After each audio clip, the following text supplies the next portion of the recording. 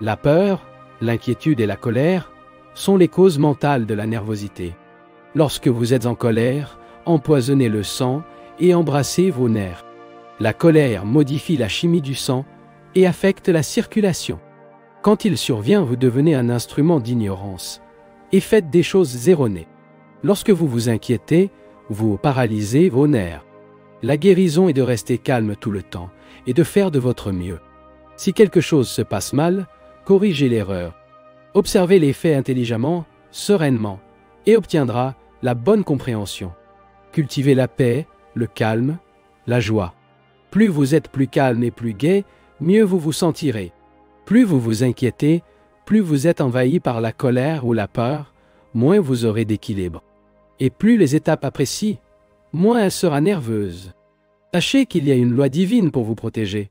Votre nervosité disparaîtra lorsque vous reconnaîtrez que vous êtes un avec Dieu. Vous n'êtes pas de la chair, mais l'esprit derrière la chair. Chaque nuit, avant d'aller au lit, disons: je suis un prince de la paix, assis sur le trône de l'équilibre. Les choses matérielles apportent de la joie? Non, un matériaux perd bientôt leur bonheur. Cultivez la paix. Efficacité mentale absolue et suffisamment de sécurité matérielle. Si vous couvrez une image en or avec un manteau noir, direz-vous qu'il est devenu noir? Non, bien sûr que non.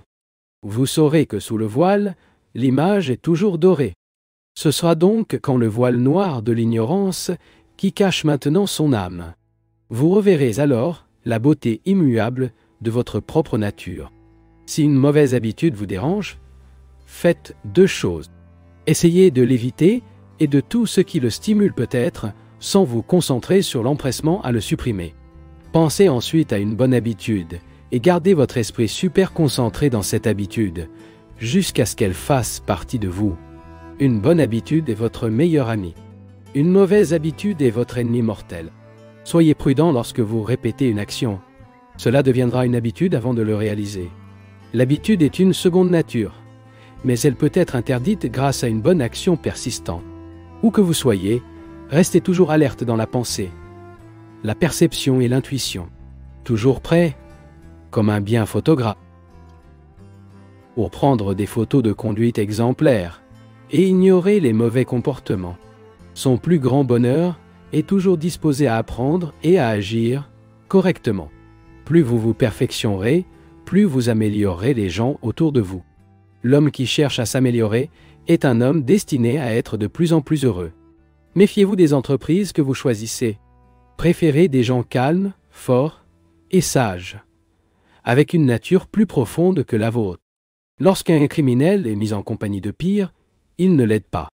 Une fois que la journée sort de prison, le geôlier lui dit au revoir. À bientôt. Lorsque les gens nerveux vivent avec d'autres du même genre, ils ne s'améliorent pas. Choisissez toujours la convivialité avec des gens calmes. Ne laissez pas les objets malsains flotter dans la chaîne de vos habitudes de pensée. Soin à la qualité des livres que vous lisez. Essayez de réaliser l'influence que la famille et les amis proches toujours autour de vous. Beaucoup de gens échouent parce que leurs familles ont infecté leur subconscient avec des idées défaitistes, des bloqueurs du progrès.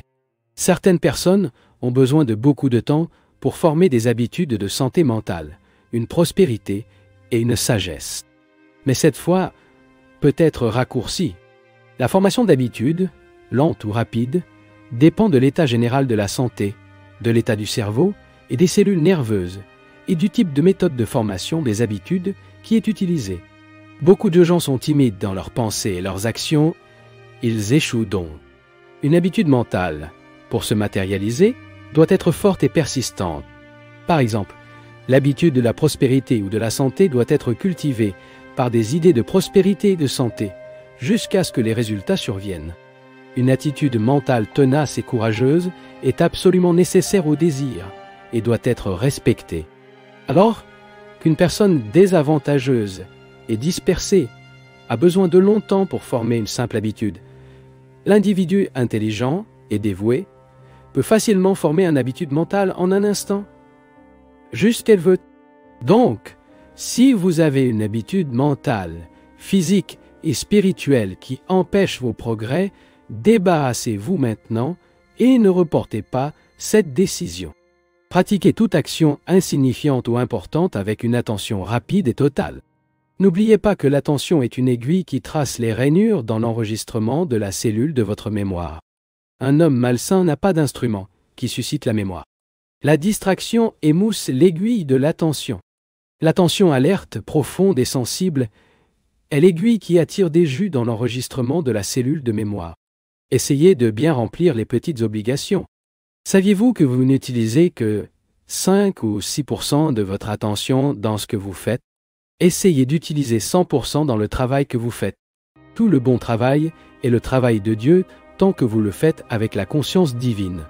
Mais le travail, fait pour une raison purement égoïste, est un travail matérialiste et rien de plus. Lorsque vous gagnez de l'argent et que même n'ayant pas de famille, pensez toujours que vous faites ceci au profit de leurs semblables. Supprimez la fausse division entre la tâche matérielle et spirituelle. La mémoire doit être formée et utilisée pour évoquer des expériences uniquement nobles et édifiantes. Seuls les bons récoltés de l'expérience devraient être autorisés à entrer dans le réservoir de mémoire. Toute idée pernicieuse qui pénètre dans ce réservoir émergera comme des mots ou des actions tôt ou tard. Si seul le bien est présent, seul le bien émergera. Stockez soigneusement les portes de votre esprit. Un homme qui vivait dans l'immensité glacée de l'Alaska avait un goût délicieux de raisin envoyé par un ami de Fresno. Il est tombé amoureux de ce point avec les fruits qu'il a obtenus à Fresno, où tous les types de raisins poussent en abondance et ont quitté l'Alaska pour toujours. L'homme, quand il est arrivé à Fresno, a été invité chez un ami où une jeune femme lui a emmené un tas de raisins qu'il a tant appréciés. Le nouveau venu était hors de sa propre joie alors qu'il craquait ses baies murmurées. « Ah, je vous remercie du fond du cœur. Merci beaucoup. J'ai quitté l'Alaska précisément à cause de ces fruits, car mon Seigneur peut en avoir autant que vous le souhaitez. J'ai un vignoble, et chaque jour je vous apporterai une poignée de boucles, a déclaré la femme. Le lendemain, tôt le matin, elle est arrivée à la maison du connaisseur de raisins avec le panier complet. L'homme, qui ne pouvait pas encore digérer tous les raisins avalés la veille, apparut à la porte, souriante, pont à sauter de joie dans la perspective de rester coincé dans les boucles que le lady l'a pris. « Ah! À quel point vous pouvez les avoir merveilleux en tant que quantité! Combien de chance! Merci, merci! » a crié l'homme. Elle a goûté des baies en présence de femmes pour l'éducation, même si elle a toujours apporté sa bouche le goût de ceux qui n'avaient pas encore été digérés. Lorsque la femme est partie, il a envisagé les raisins d'admiration et de convoitise les yeux. Une heure s'est écoulée, et l'homme a recommencé à sucer les raisins. Toute la journée n'était que des raisins et des raisins. Le lendemain du jour, la jeune femme est apparue avec une quantité encore plus grande des fruits de son vignoble et a appelé l'homme. À moitié endormi, sans grand enthousiasme et un peu ennuyé d'avoir été déchiré d'un sommeil profond, mais forçant un sourire amical, l'homme a salué la dame des raisins. « Bonjour, bonne femme. Merci pour un si beau cadeau. » Le troisième matin, comme toujours, il y avait la femme avec beaucoup de boucles de raisins. L'homme endormi avec un rire jaune sur son visage, salué dit « Madame, je m'apporte gentiment ces raisins, mais la vérité est qu'elle a encore un peu d'hier. » Mercredi matin, la femme a de nouveau appelé l'homme de l'Alaska, apportant une grande quantité de raisins. Il y est allé à contre-cœur et, sans souriant, l'a salué. « Ah, les raisins encore! Une grande partie de votre gentillesse, mais j'en ai déjà assez. » Mais la femme, ne croyant pas cette histoire, et pensant que l'homme ne voulait tout simplement pas abuser de sa générosité, l'a emmené encore plus de raisins le 5e jour. Il frappa à la porte et il sautait du lit comme s'il avait vu un fantôme, cria « Quelle horreur, madame! Râpe, raisins et plus de raisins? Avec l'enfer, les raisins encore ?» La femme a souri et a dit « Je suis heureux de voir que vous détestez les raisins.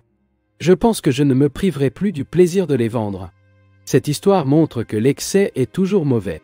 Peu importe à quel point une chose est agréable, si vous en faites trop, cela cessera de vous donner du plaisir, et à la place, vous vous donnerez un dégoût. N'oubliez pas, n'en faites pas trop dans la nourriture, le sommeil, travail, dans l'activité sociale, ou tout autre, aussi agréable que cela puisse être, car une indulgence excessive n'apporte que du malheur. Il doit être distingué entre le nécessaire et le superflu. Les choses nécessaires sont peu nombreuses, tandis que les superflus n'ont pas de fin. Pour être libre et heureux, considérez uniquement vos besoins. Arrêtez de nourrir les souhaits sans compte et poursuivez le feu de l'aventure trompeuse. Plus cela dépend des choses extérieures à votre bonheur, moins vous ressentez de bonheur.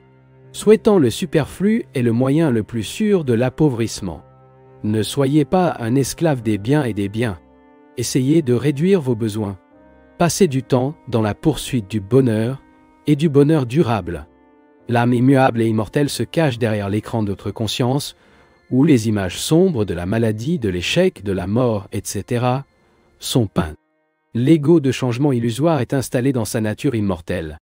Intronisez votre conscience instable dans l'immuabilité intérieure et la sérénité qui sont le trône de Dieu.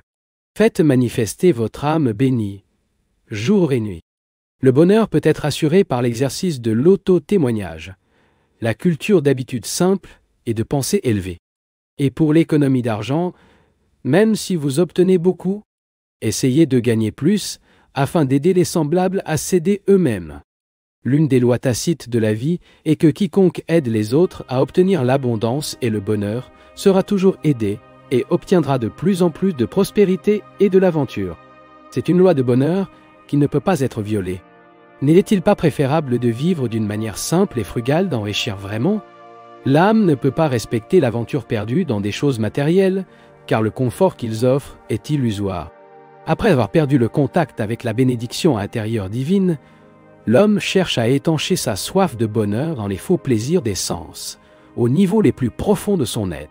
Cependant, il reste conscient de son précédent état d'immanence avec Dieu.